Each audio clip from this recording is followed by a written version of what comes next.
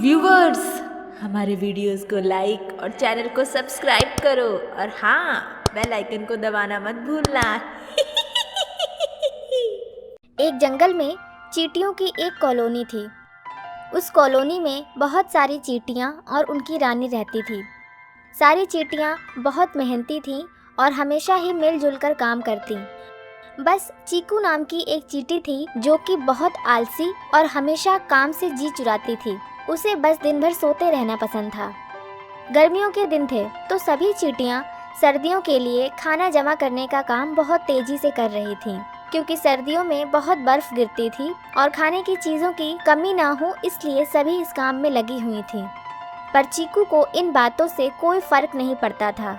सबने उसे समझाने की भी कोशिश की।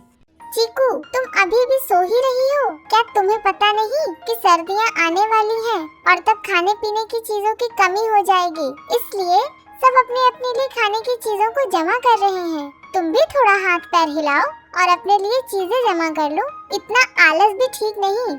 अरे भाई, क्या हो गया? क्यों तुम इतना बड़बड़ा रही हो?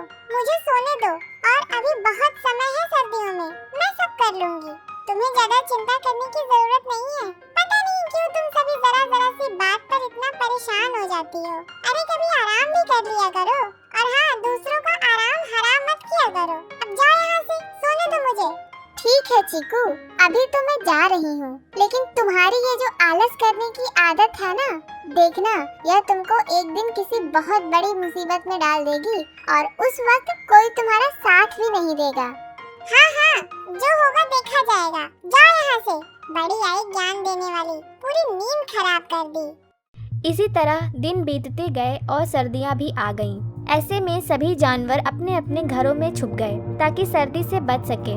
सभी ने खाने पीने की चीजें जमा कर रखी थीं, इसलिए किसी को कोई परेशानी नहीं हो रही थी। इस बार बर्फ भी बहुत ज्यादा पड़ी थी, तो सर्दियां लंबी हो गई थी। इन सर्दियों में चीकू के पास खाने की कमी हो गई, क्योंकि उसने पूरी गर्मियों में तो कोई मेहनत की नहीं थी और न ही कुछ खाने पीने की चीज इकट्ठा करी थी।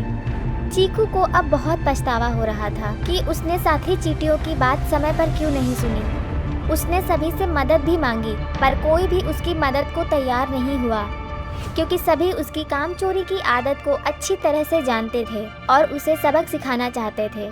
चीकू ने जैसे तैसे करके सर्दियों के दिन काटे और मन ही मन प्रण लिया कि वह अब हमेशा के लिए आलस छोड़ देगी और सारे काम समय पर करेगी। धीरे धीरे सर्दियों के दिन खत्म हो गए और मौसम फिर से साफ हो गया और इसी के साथ चीकू की आलस की आदत भी चली गई। आपको हमारी ये कहानी कैसी लगी, हमें कमेंट बॉक्स में ज़रूर लिखकर बताएं। कहानी को लाइक, शेयर और चैनल को सब्सक्राइब करें और लेटेस्ट वीडियोस को देखने के लिए बेल आइकन को ज़रूर दबाएं।